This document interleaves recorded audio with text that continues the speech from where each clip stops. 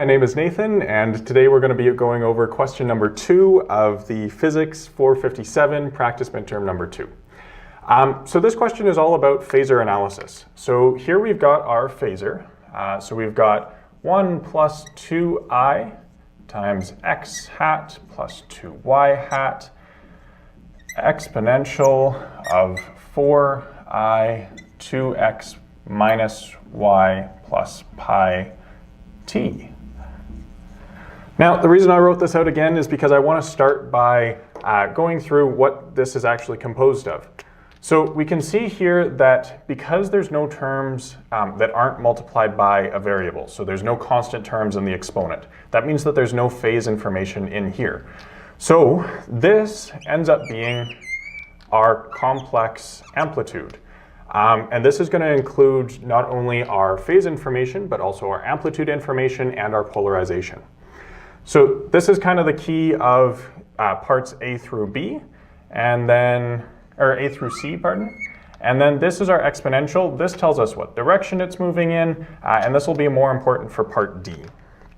So we're going to start here with part A. So this is just to find the amplitude. And so we know that A squared is defined as E tilde, but the complex conjugate, times E tilde, but in this case, A squared is also equal to A tilde complex conjugate times A tilde. So I'm going to go with this way, just so that I don't have to write out this nasty exponential again. So I'm going to do 1 minus 2i times x hat plus 2y hat. And then this is also going to be multiplied by 1 plus 2i x hat plus 2y hat. So this is just going to become our 1 squared plus 2 squared, which is 5. And this is going to become 1 squared plus 2 squared when we dot these and or this and this together. So we're going to get 5 times 5 and a squared, so we take the square root. So we're going to get a is equal to 5. So that's part A of question number 2 on the Physics 457 practice midterm, and I'll be right back with part B. Well, I'm back with part B of question 2 on the Physics 457 practice midterm. So here we're asked to find the phase information.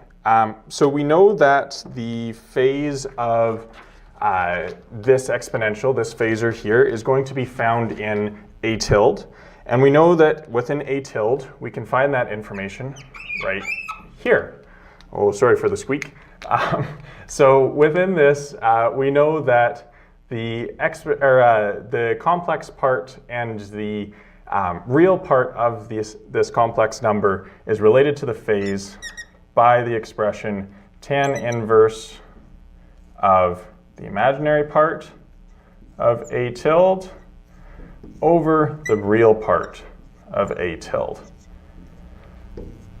So that ends up being tan inverse of 1/2, which is, let me consult my notes, approximately 1.107 radians, and that's approximately 63.4 degrees.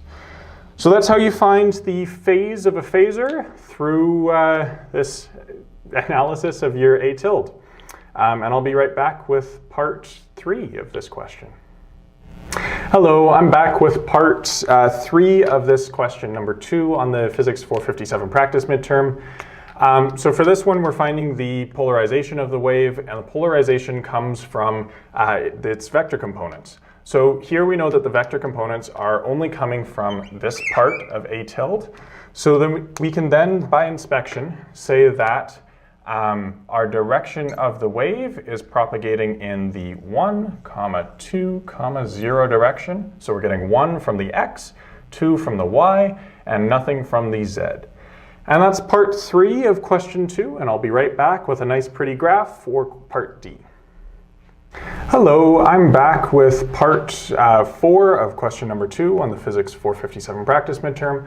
And here we're asked to draw 2 of the planes for this wave with the dots below representing points in the first quadrant. So to start this out, we know that we're going to have to find our k-vector. And for our k-vector, we can look to the exponential here. The k-vector is hidden within these x's and y's. We can safely ignore the t. So we're going to get k is equal to 2 minus 1, 0. So that's a 2 with our x, minus 1 with our y, and a 0 because there's no z component. So that's going to guide us in drawing this plot here. So we're going to get the line equation y is equal to 2x minus y for this plot. And so to do this, we want to draw or label our points starting at 0 and then incrementing by -1 in the y direction because we've got a -1 in the k vector, and -2, -3, and we're going to increment by 2 in the x direction, so 2, 4, this one's going to be 1, 3. Going from here, we're going to get 0.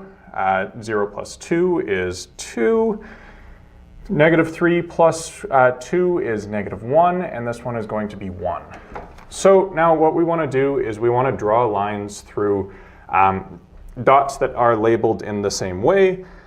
So we're just going to connect 0 and 0, and we're going to connect 1 and 1.